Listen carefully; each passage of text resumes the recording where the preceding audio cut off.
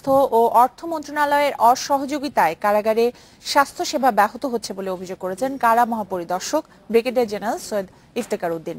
সকালে কারা অধিদপ্তরে এক সংবাদ সম্মেলনে তিনি জানান, ৬৮ কারাগারে ১১৭ জন চিকিৎসক থাকার কথা, অথচ আছেন মাত্র ৬ জন। সে কারণে শীর্ষ সন্ত্রাসীদেরও পাঠাতে হচ্ছে বাইরের হাসপাতালে। অসুস্থতার কারণ দেখিয়ে হাসপাতালে তালিকাভুক্ত আসামিদের আইসি জীবনযাপনের অভিযোগ পুরনো। সম্প্রতি গণমাধ্যমে আসে শীর্ষ মাদক ব্যবসায়ী আমিন হুদা ও সন্ত্রাসী জোসেফ সুস্থ থাকার পরও থাকছেন হাসপাতালে। পরে তাদের কারাগারে নেওয়া হলেও চিকিৎসার নামে বাইরে কমপক্ষে ১০ আসামি। এ সমস্যা নিয়ে সংবাদ সম্মেলনে কথা বলেন কারা মহাপরিদর্শক। জানান, দেশের ৬৮ কারাগারে ১১৭ জন চিকিৎসক থাকার কথা থাকলেও আছেন মাত্র ৬ জন। সে কারণেই কয়েদিদের পাঠাতে হচ্ছে বাইরের হাসপাতালে।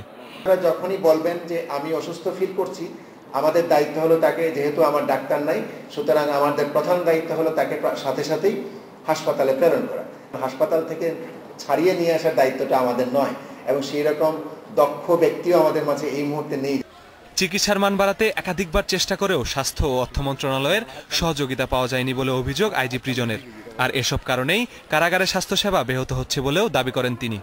এই বিষয়গুলো নিয়ে আমরা বারবার চেষ্টা করছি, হয়তো কোথাও থেকে আমাদের মন্ত্রণালয় থেকে আমরা অনেকবার চেষ্টা করছি।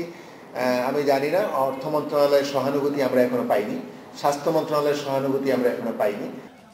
কারাগারের পরিবেশ উন্নয়নে ১৬ থেকে ১৮ মে এশিয়ার ১৪টি দেশ নিয়ে ঢাকায় আন্তর্জাতিক সম্মেলন শুরু হচ্ছে বলেও জানানো হয় সংবাদ সম্মেলনে। Masudur Rahman, independent news, Dhaka.